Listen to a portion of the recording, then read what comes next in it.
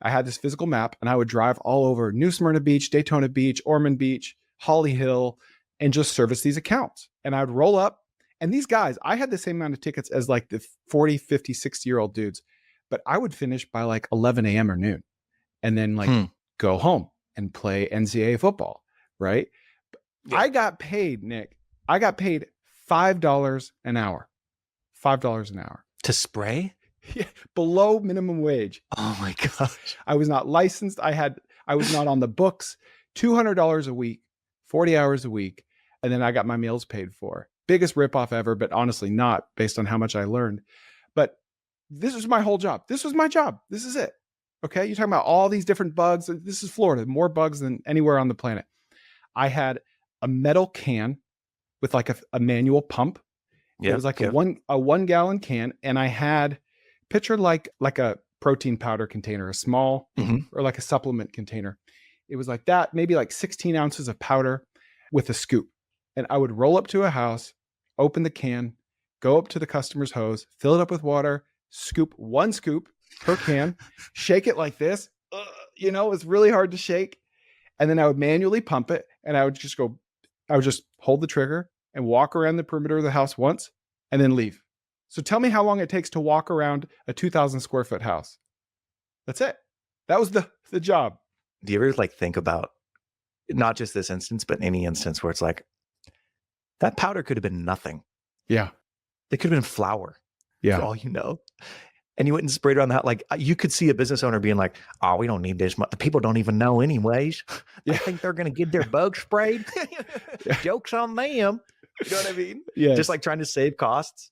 And I remember going to Danny and I was like, after a month or two, I was like, Danny, is this all I'm doing? Did you give me like the easy job or is this what everyone's doing?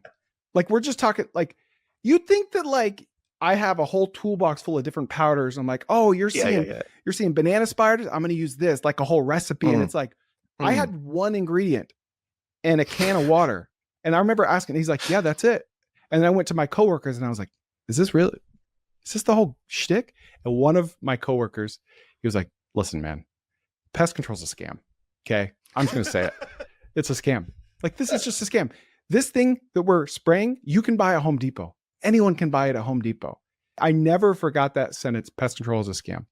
And that's like from the quote inside. And so I tweeted about this like 6 months ago. Pest control is a scam. Go buy Spectracide for $9.97 at Home Depot. Spray your house once a year and you're good. And like Casey got super triggered by that. He quote tweeted me all these reasons why I'm wrong and I'm ignorant and insurance and all this. But like 95% of the comments, and there were hundreds of comments, were like, yeah, it's a scam. This is exactly what I do. I haven't seen a bug in years. So it's like, there are outliers. There's like, well, in this area and that area, sure, there are outliers, but by and large, that's all I do. And it works. Maybe this is a framework as well. Many businesses are a scam. If you're looking at scams with this framework, I agree. Right? Yeah. Like it's not actually a scam, but right. But like the point I make, I go to McDonald's. Well, you could just make your own food at home. Yeah, that's true.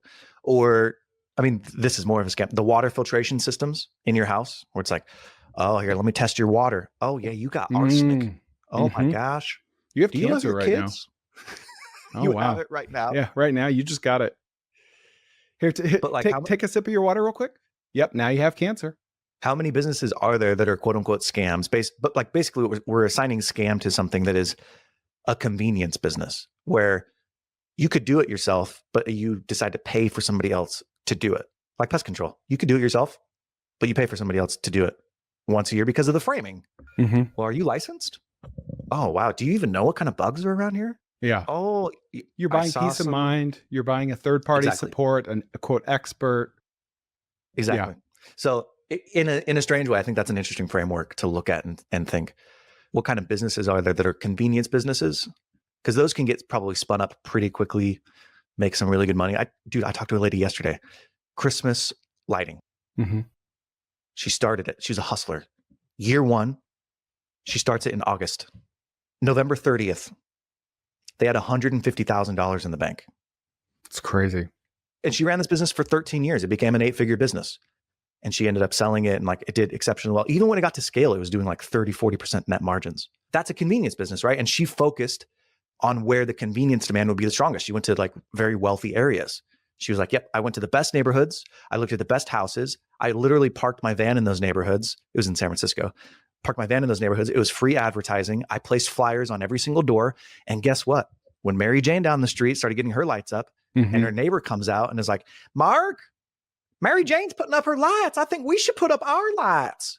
Retention was 85%. She's like, the business just grew every single year and it was high margin. But it's a business that is not maintenance. What's the word? A nice to have, right? Like we're talking about with pest control. It's a vitamin, not a painkiller. Oh, wow. Is that a framework? I've never heard that before. But like, yeah, the word scam gets clicks, right? Like that, it's salacious, but like it's not literally a scam. Like I would hire a pest control guy to come get a raccoon out of my attic, right? I wouldn't pay him $150 a quarter to do something I can do almost for free. Like I feel like that maintenance is like the high margin upsell for having to do the crappy stuff of like, come get the snake out of my house. You're like, oh, okay, I'll do that at cost, but I'm charging you an arm and a leg. Yeah. Because I hate snakes. You mentioned Christmas lights. I got a little side hustle idea for anyone out there. You ready for this? Okay. You heard of jellyfish lighting? Nope. Jellyfish is a, I don't know, 8 or 9 figure brand, and it's a franchise, and they sell permanent lighting through franchisees that own territories across the U.S. Permanent lighting of permanent. What? Yeah, it's not permanent Christmas lights because you can use them year round, but it's an alternative to Christmas lights that stay up year round, that are LED, that you can control with your phone. You can change colors, you can do patterns. On St. Patrick's Day, you make them green. Valentine's Day, you make them red. It's growing in popularity, and it's interesting, like $1,500 to $3,000 to get them installed, but you never take it down. So really, it's an investment in your future. Because you're just adding $3,000 in value to the house. Well, and you don't have to pay $400 to the Christmas light guys every year. So after 5 years, you break even, right? This is good point. A good deal. No, but seriously, like anyone listening to this, Jellyfish is going to hate me for saying this, but you can find the equivalent of this on Alibaba and AliExpress of this permanent lighting. It's probably low hundreds of dollars. You buy by the foot, couple bucks a foot. As soon as November hits, you go door to door, only to the houses that already have Christmas lights. And you say, hey, beautiful Christmas lights. How about I take them down for free and you can return them to whoever, maybe they're yours, put them in the attic, whatever. And I'm going to install permanent Christmas lights, X, Y, or Z price. You can install an app on your phone to control them, leave them up year round, and you'll never have to pay $500 every Christmas ever again. That's a pretty cool sales channel.